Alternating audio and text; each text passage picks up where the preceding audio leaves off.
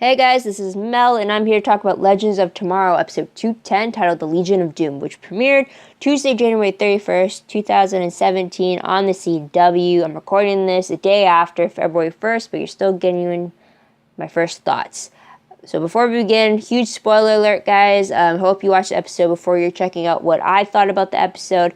Otherwise, I warned you. Otherwise, you know the drill for my rules for these videos. It's on screen as a quick reminder. Otherwise, I've mentioned them before, so let's cut down on the time and let's start with my 10-minute clock. And let's begin with what happened. So pretty much timeline, we are straddling between Central City 2017 as well as Zurich 2025, as well as being in the time stream for some of it. A huge episode reminder is the fact that we get more of an inside depth of the Legion of Doom. Pretty much we get half the episode from the perspective of the Legends team and half of it from the Legion of Doom, maybe more so from their perspective, even though they are the villain. But we get a lot of, like, the beginning intro is done by Damien Darhk. We get a flashback showing of when they recruited Malcolm Merlyn. Which is they recruited Malcolm Merlyn the day that Damien Darhk died, which happened 8 months ago for the Legends team's timeline, and then Damien Darhk is taken from 1985, and then Bark is obviously from the future.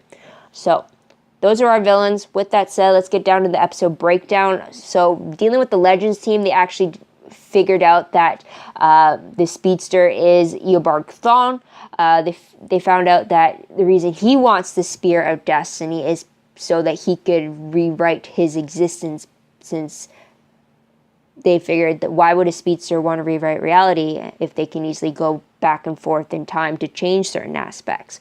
Then they realized that it's because he doesn't exist. This is why he wants the orb, which led to Professor Stein remembering Eobard Thawne and remembering how Eddie had sacrificed himself, which had erased the Reverse Flash out of existence. So there's that. Now, on the Legion of Doom side of their storyline, they try to find the rest of the Spear of Destiny, so they still have Rip as their hostage. They end up going to a bank vault in Zurich in 2025, only to find, instead of a piece of the spear, they found a device that held all of Rip Hunter's memories, since they are still dealing with Phil, the film student. So, after finding the memories, the Reverse Flash alters them before putting them back into Rip Hunter's head. So with that said, it also revealed why the Reverse Flash has been running, or why he's always on a timer to leave certain places at certain times. And it's because he's being hunted down by something that's worse than the Time Wraith, and that's actually the Black Flash. So if anyone who's followed from the Flash, in episode 222, Black Flash was created when the Time Wraiths finally destroyed Zoom. So you still got the Zoom. It's kind of the mix of the Zoom costuming, but with the Time Wraith's powers. It's like a skeletal Zoom, if you were. So that's who is hunting the Reverse Flash. He hunts by tracking down use of the Speed Force. So it's pretty much, he's like a bloodhound looking for blood, essentially. So he's a speedster looking for speed, which kind of fits, since that's what Zoom was solely focused on when he was alive. So there's that. Last moments of the episode showed Rip Hunter killing a general in 1776. So that's a little troubling. But moving on, though, to the most shocking moment of the episode was the fact that the Reverse Flash was able to alter Rip Hunter's memories to, like not only memories, but like personality traits from the looks of it, and then alter them enough that Rip would be okay with killing a general in the timeline from the looks of it. So that was pretty shocking. But moving on to the top 3 favorite moments, I have to say my first one has to be just the Legion of Doom in general. I really like that we got to see more of the in-depth side, kind of see like how the enemy works, which is not really good. They're always at each other's throats. They're trying to pit each other against one another. So like you got the Malcolm versus Damien Darhk, you had them doing a sword fight at one point, and then you had them working together as former Leagues of Assassins, and then you have Malcolm, Damien, and Eobard working together to fight off the Black Flash long enough for them to trap him inside of a vault to let them escape for some time.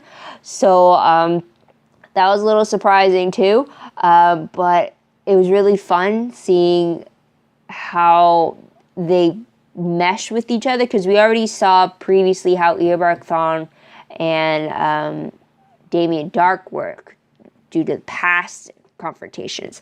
And then we already know how Malcolm Merlyn and Damien Dark work based off of what we saw on Arrow in season 4 when they were working together with Damien Dark as like the quote-unquote boss. But now seeing a 1985 Damien working with a 2016 Malcolm working with a future speedster was entertaining, and it was just interesting to see the change in the dynamic by the time the episode ended. Second favorite moment was the Legends team identifying Eobard Thawne as the speedster they were going after. It was really great to see how they came to that conclusion. It was also great to see the old footage of Eddie Thawne sacrificing himself to kill Eobard Thawne in Flash episode 123. So that was great to see, and then just to kind of give a summary and then kind of get like the reasonings behind why it was this or why their motive would be that. It was interesting to see how they would come to that conclusions. It's pretty much this episode for them that was just them trying to figure out who the speedster was instead of finding out where Rip was. And speaking of Rip, he's my third favorite moment, and that was when Rip Hunter, or aka Phil, the film student, interrupted a sword fight between Malcolm and Damien Dark just to give them observational thoughts on how he sees that Eobard Thawne is pitting the two of them against each other like in a movie he saw. So that was pretty funny, and the fact that the former assassins, or I guess I shouldn't say former League of Assassins, stopped to actually take into consideration what he was saying was kind of funny. So that was fun there. But moving on to top 3 peeved moments. My only peeve was the fact that the Legends team made no progress in finding the location of Rip Hunter. They claim that they need to find him, and they need to do it fast, and yet they pretty much sat around and discovered who the speedster's name was. Or Stein had an issue with his daughter Lily, finding out she was a time aberration. That's pretty much all they did. They stayed on the ship pretty much, except to go retrieve Lily from Central City. So it's like, it was really annoying, because I thought they would have at least made some leeway in finding Rip. But I guess they were, with Lily on board, they were able to connect the amulet to Gideon. So it's whether or not it processed or not. But moving on to what we'll remember most when I look back on this episode, Legion of Doom. Title says it all. So that was a huge thing there. Random questions though. I only have the one, and that was, how long until we see Black Flash again? I really like that we finally got to see Barry's nemesis from season 1 fighting off the aftermath of Barry's season 2 nemesis and the way it did. And then to have Eobard Thawne being afraid of Black Flash was satisfying. I will say that. So I'm wondering how long or how much longer he can hold off getting captured by the Speedster of Death. So with that said, let's move on to predictions very quickly.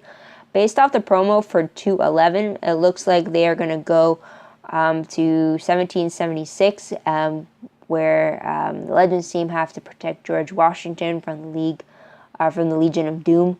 It looks like Rip's going to have a little more fun time traveling and kind of messing with the timeline like that.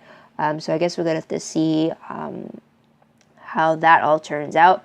Based off the synopsis, though, it reads, when the Legends find a new time aberration, they learn they must travel to the winter of 1776 to protect George Washington and the American Revolutionary War.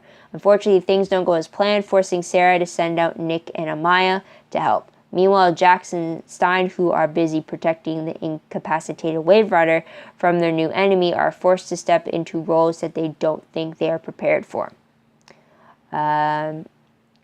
So wondering how all that's going to happen. The Wave Rider being incapacitated. I'm wondering if that has to do with the amulet's data core being uploaded into the system, and that's kind of why. But if then that's the case, how are they able to time travel to 1776? Another thing I want to know is how they're going to be able to change Rip Hunter back to the person he was before Eobard Thawne had altered his memories. So I guess that will be an interesting ploy to go off of. But that's pretty much all I could think of at the moment. But what did you guys think of the episode? What did you guys like about it? What do you think is going to happen next? Let me know in the comments down below. I'd love to hear your own thoughts, theories, opinions about all that good stuff. Also, don't forget to like this video, subscribe to my channel, and check out my other videos if you haven't done so already. If you want, check out my Tumblr page. The link for that is down below. I reblog promos, web clips, quotes, GIFs, synopses, news, all that good stuff. There's the timer. It's all found in one place on Tumblr. So if you want to have that easy access, go check it out. Go follow me there if you like. Also, it's attached to my WordPress account, which is a work in progress, but everything I post online or reblog is usually connected to WordPress, like the master tag list for my Legends of Tomorrow stuff. Easy organization, if I might say so. But yep, that's pretty much it. Thank you guys so much for tuning in. I hope you come back next week to hear what I have to say about the next episode. But until then, guys, this is Mel, wishing you all a great day, great week, wherever you are. Bye for now.